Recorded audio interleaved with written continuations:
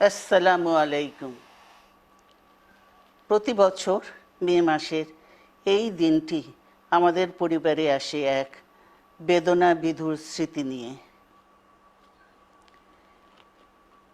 এই দিনে শুধু আমাদের পরিবার নয়, বরং সমগ্র দেশই হয়ে উঠে পড়েছিল বেদনার্ত ও অভিভাবকহীন।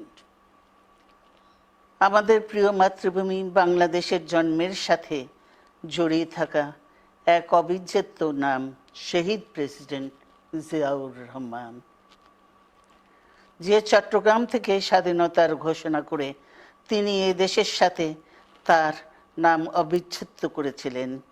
সেই চট্টগ্রামেই এক সফল, সৎ, দূরদর্শী ও প্রকৃত দেশপ্রেমিক প্রেসিডেন্ট হিসেবে নিজের জীবন উৎসর্গ করেছেন।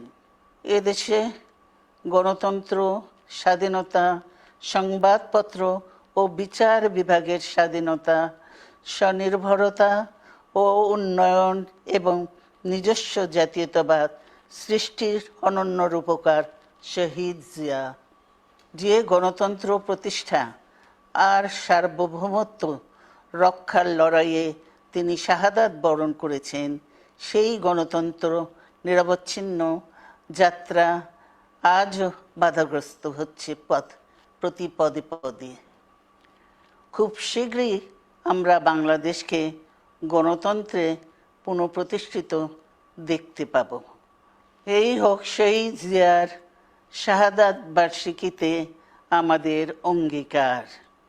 এই লক্ষ্যে সুশৃঙ্খলভাবে এগিয়ে চলার জন্য আমি বিএনপির সকল পর্যায়ের নেতা কর্মী ও দেশবাসীর প্রতি আহ্বান জানাচ্ছি।